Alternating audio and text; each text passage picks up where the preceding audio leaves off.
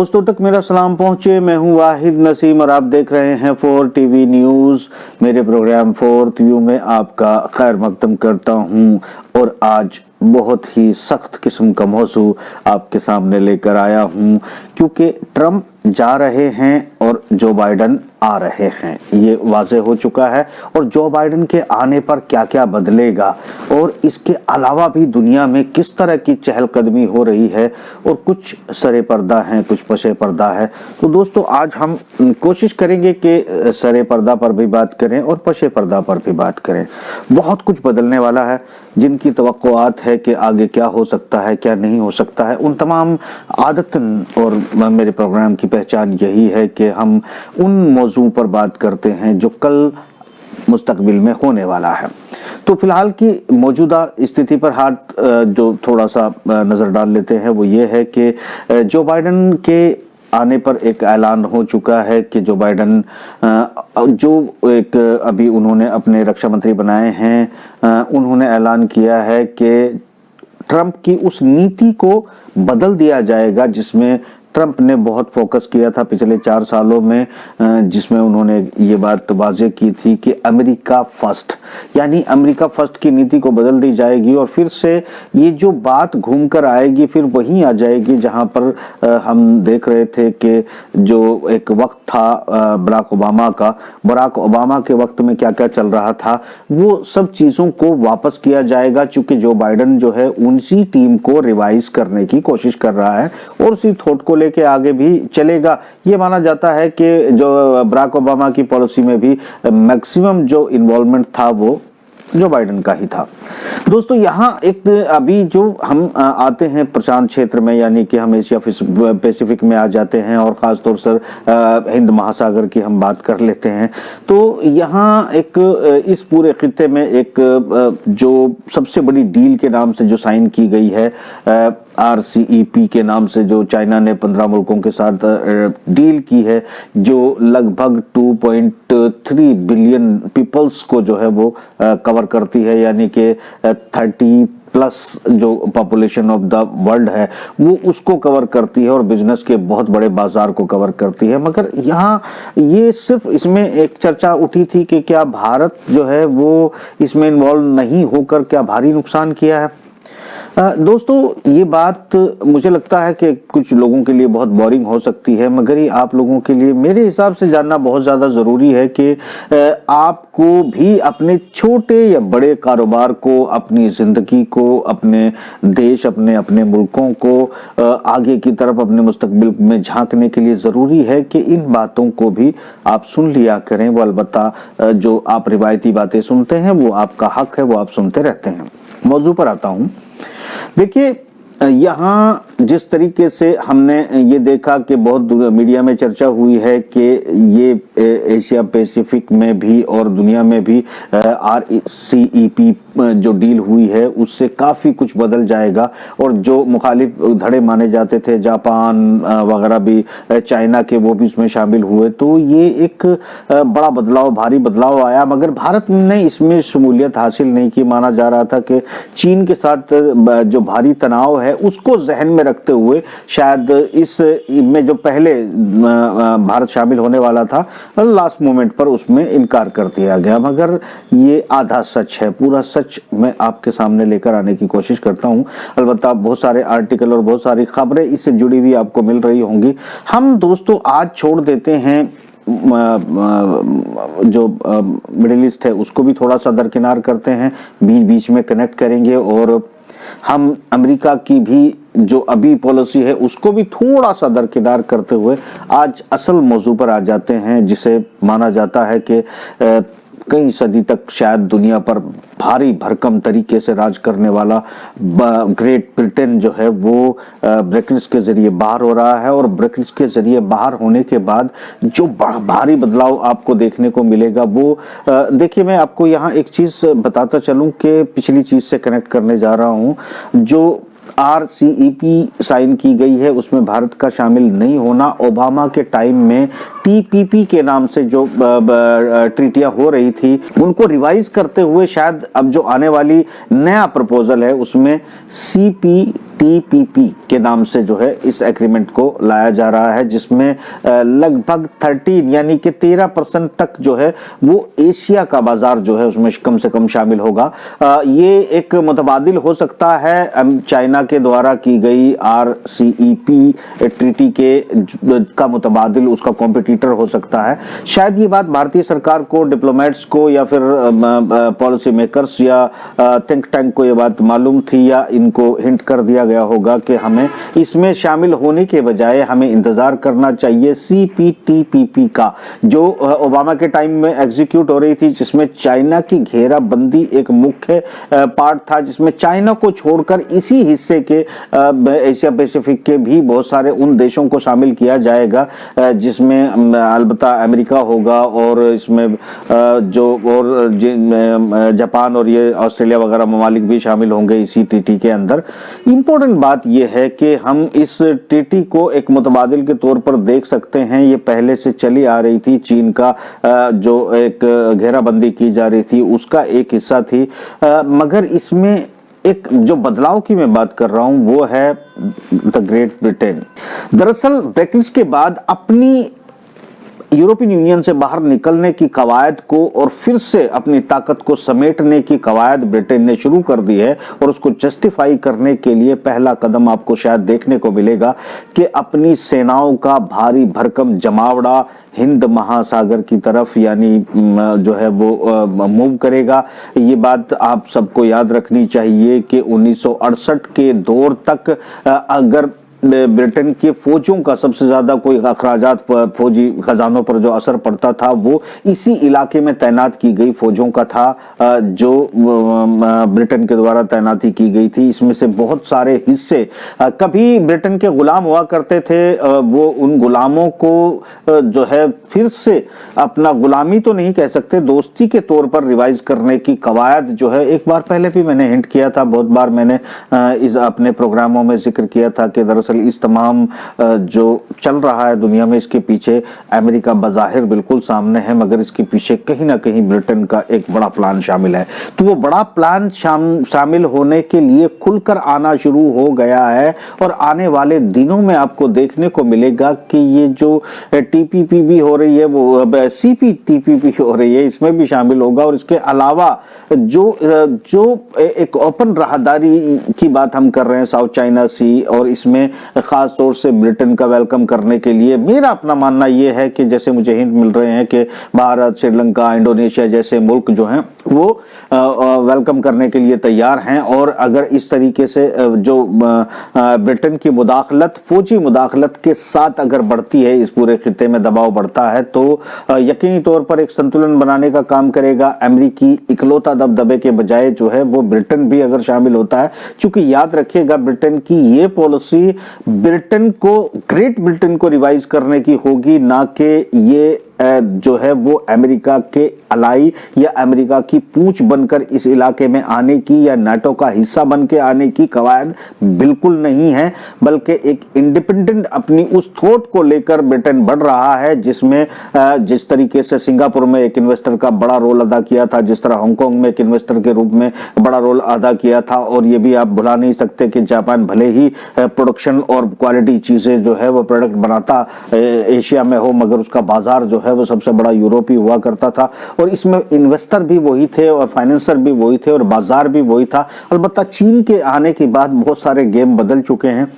उस गेम को रिवाइज करने के लिए, अपने पुराने एरा को वापस जो है खड़ा करने के लिए अब ये देखना होगा, आने वाला वक्त तय करेगा कि क्या ब्रिटेन इतनी ताकत वाकई समेट पाएगा कि अपने पुराने एरा को जो है वो जिंदा कर ले। वो तमाम अपने जो अलाई होते थे, जिन्हें आज कॉमनवेल्थ कहा जाता है, वो उनको अपने साथ उसी तरह से जोड़े, या दोस्ती की तरह से जोड़े, या व्यापारी की तरह से जोड़े, या फिर कोई ऐसी पॉलिसी को फॉरवर्ड करके आगे आए जिस तरीके से ईस्ट इंडिया कंपनी धीरे धीरे या दूसरी कंपनियां इधर उधर पहुंची थी। तो खैर मैं ये समझता हूं कि ये जो है वो अपने आप को जस्टिफाई कर रहे, अपनी डूबती हुई अर्थव्यवस्था को बचाने, फिर से ताकतवर ब्रिटेन बनाने के लिए ब्रिटेन का ये एक मूव सामने आना शुरू हुआ है। और इस मूव के आने के बाद जो आपको आगे के बदलाव दिखाई दे रहे हैं, जिसमें आप ये मान के चल रहे होंगे कि जो गल्फ है, जो अरब ममालिक हैं, इनके जो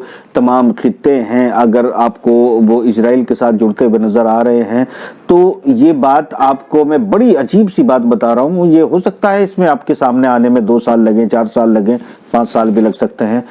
मगर हो सकता है कि 1 साल के अंदर भी ये सब चीजें आपके सामने खुलकर चर्चा होने लगे। मगर 1 साल से पहले कोई इस पर चर्चा करेगा, ये मुझे लगता नहीं है, और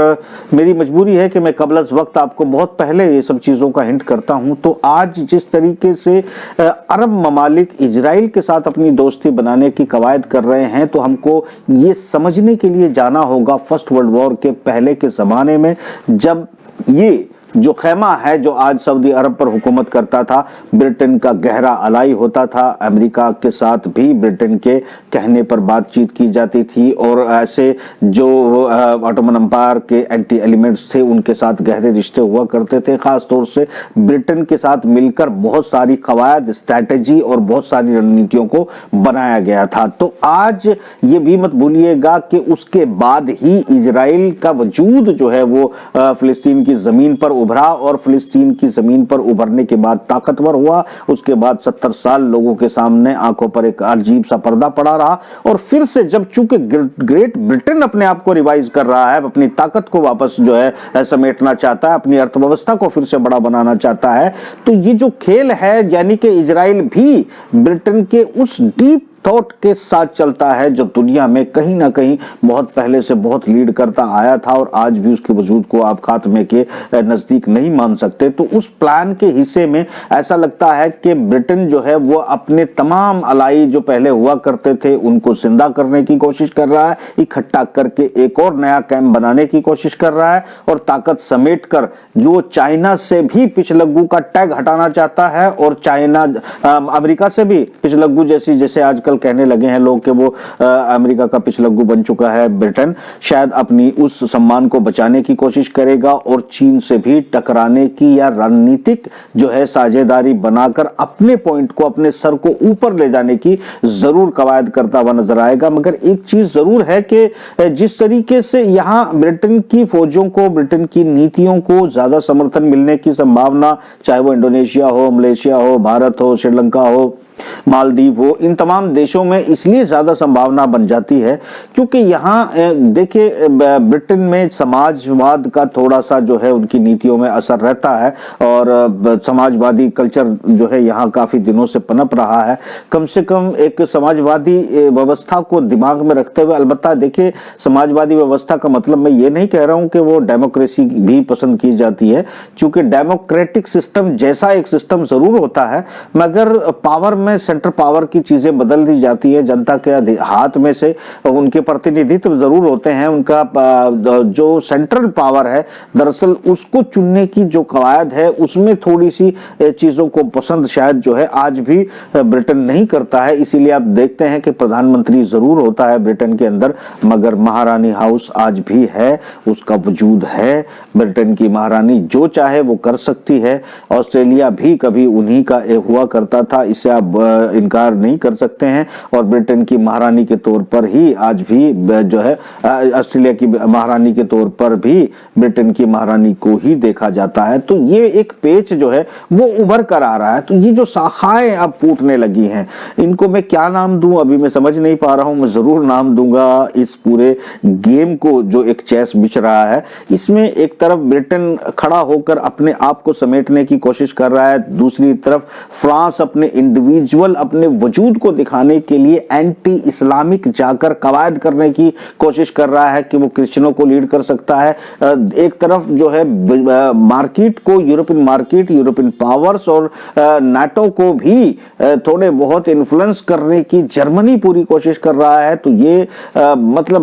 मैनी टाइप ऑफ पावर आपको दिखाई देने लगी हैं कि किस तरह से उभरने की कोशिश कर रही है, क्योंकि ये सब लोग जानते हैं कि अमेरिका अब अपने आप को रिवाइज नहीं कर पाएगा, उस पोजीशन पर अब अपने आप को नहीं ले जा पाएगा जिस तरीके से यूएसएसआर टूटने के बाद सिंगल पावर के तौर पर आ गया था। तो ये एक हिस्सा होता है। इसके अगले थोड़े से हिस्से में हम थोड़ा और मूव कर जाते हैं। वो हिस्सा है हमारा रशिया का। Russia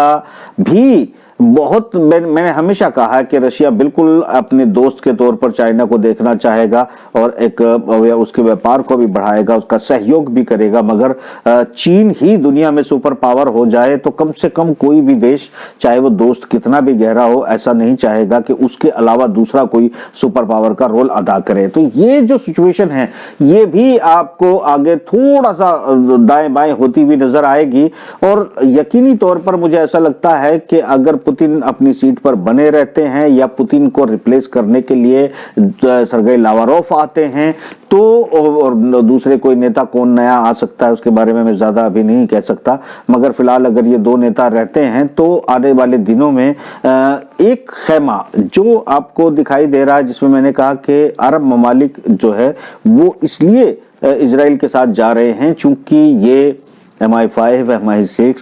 Britain, the great Britain policy, Brexit के बाद रिवाइजेशन ऑफ द पावर और अपनी ताकत को समेटकर अपनी पुरानी अर्थव्यवस्था को वापस लाना, अपनी पुरानी नीतियों जिनके लिए ग्रेट ब्रिटेन जाना जाता है उनको रिवाइज करना, इन तमाम कवायद के चलते हुए और अपने पुराने अलाइस को अपने साथ में जोड़ना, ये एक चल रहा है जिसमें यकीनी तौर पर वो देश जरूर जुड़ते हुए नजर आएंगे जो कभी ब्रिटेन के अलाई हुआ करते थे। तो इजराइल तो था ही नहीं, इजराइल तो बनाया ही ब्रिटेन ने था और ब्रिटेन की तरफ से ही इनको फंडिंग भी होती रही थी शुरुआती तौर पर, और जब लड़ाई हुई तो तब ब्रिटेन के अमेरिका से पहले बेड़े यहां पर पहुंचे हैं और हिफाजत की है। और ब्रिटेन और सऊदी अरब के तब के संबंध की मैं बात कर रहा हूं जब ऑटोमन एम्पायर भी हुआ करता था। तो ये आप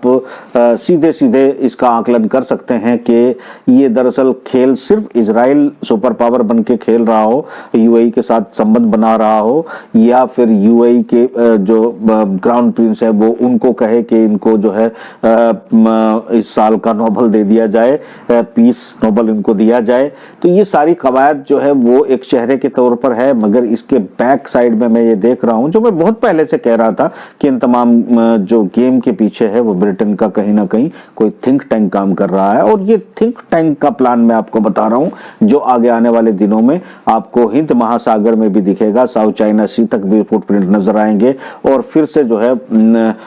एशिया में भी अपने वजूद को दोबारा से समेटने की कोशिश की जाएगी। ये कवायद जो है वो ब्रिटेन की तरफ से होगी। अमेरिका अपने रसूख को या अपनी गिरती हुई अर्थव्यवस्था को बचाने के लिए सबके साथ समन्वय बनाने की कोशिश करेगा। मुझे नहीं लगता कि जो बाइडेन आने के बाद चीन के साथ डायरेक्ट जो है वो टकराव जो बाइडेन चाहेगा अमेरिका का, बल्कि वो जरूर चाहेगा कि चीन की अर्थव्यवस्था को गड़बड़ाने के लिए उसके अड़ोसियों पड़ोसियों के साथ उसको लड़ाया जाए ताकि अपने युद्ध में वो भारी नुकसान कर बैठे और ऐसे में उसकी अर्थव्यवस्था का नुकसान होने के बाद अमेरिका फिर से अपनी पावर को बचा सके। चूंकि यहां एक इंपॉर्टेंट बात यह भी है कि चाइना ने रीढ़ की हड्डी पर वार किया है और रीढ़ की हड्डी यह है कि अभी तक पुष्टि पूरी तरह से नहीं हो पाई है, मगर खबर यह मिल रही है कि चाइना ऑफर कर रहा है सऊदी अरब को कि अगर आप जो है तेल का व्यापार युआन में करने लगो तो हम आपकी तमाम जो पोजीशंस हैं उसको संभालने की कोशिश करेंगे, अर्थव्यवस्था में सहयोग करेंगे और हम आपके साथ खड़े हो जाएंगे हथियारों में भी और तमाम चीजों में भी। और सऊदी अरब का इस पर एतबार करना, यकीन करना अभी बहुत मुश्किल है। उसकी वजह बड़ी सीधी है क्योंकि चीन का